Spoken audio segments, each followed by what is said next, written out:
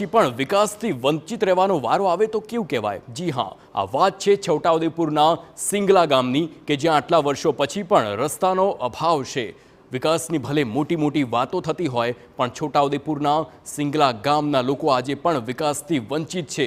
પટેલ ફળિયા વિસ્તારમાં ચોમાસાના સમયે રસ્તો કાદવ કીચડવાળો જોઈ શકાય છે અને તેવો થઈ જાય છે અને મુશ્કેલ પણ બને છે। આ રસ્તા પરથી સ્કૂલે જવા બાળકો પણ પસાર થાય છે, તેમને પણ ભારે મુશ્કેલીનો સામનો કરવો પડે છે।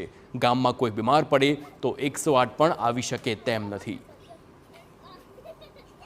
હોળી ફળિયાથી પટેલ ફળિયા પ્રાથમિક શાળાને જોડતો રસ્તો આજના લગભગ આઝાદીના 50 વર્ષથી ઉપર થઈ ગયા ત્યાં સુધી રસ્તો નહીં બન્યો અને કિચડમાં છોકરાઓ માથે દફતર લઈને ભણવા માટે આવે છે અને ઘૂંટણ સુધી કિચડમાં ગરકાવ થઈ જાય છે છોકરા માટે અમે એની જાતે જ પૈસાનો ફાળો કરીને ટ્રેક્ટર લાવીને ગામ લોકો ભેગા થઈને રસ્તો પથ્થરા વીણીને ગોઠવીને રસ્તો બનાવ્યો છે। તેવું પણ નથી કે આ ગામના લોકોએ તંત્રમાં રજૂઆત ન કરી હોય। વારંવાર રજૂઆત બાદ પણ તંત્ર દ્વારા કોઈ કામગીરી કરવામાં આવતી નથી અને આંખ આડા કાન કરવામાં આવે છે। સરપંચ દ્વારા ધારાસભ્યને રજૂઆત પણ કરવામાં આવી પણ સમસ્યાનું કોઈ નિરાકરણ આવતું જ નથી। જાણે સરકારને જ ગામમાં કામ કરવાનો કોઈ રસ ન હોય તેવું લાગી રહ્યું છે।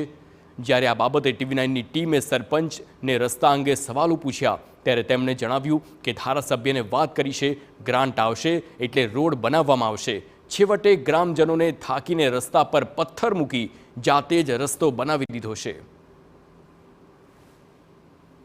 ધારાસભ્ય પરેશ ઉસામા આવ્યા હતા ત્યારે અમે રજૂઆત કરી હતી અને રૂબરૂ સ્થળ પર લઈ ગયા હતા।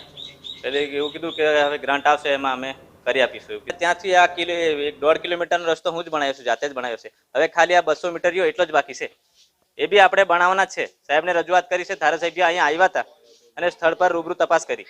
સ્કૂલે જવા માટે થોડો પ્રોબ્લેમ છે તો સાહેબ જોયું છે અને અમારી ગ્રાન્ટ આવે તો અમે બનાવી આપીશું એવું કીધું છે।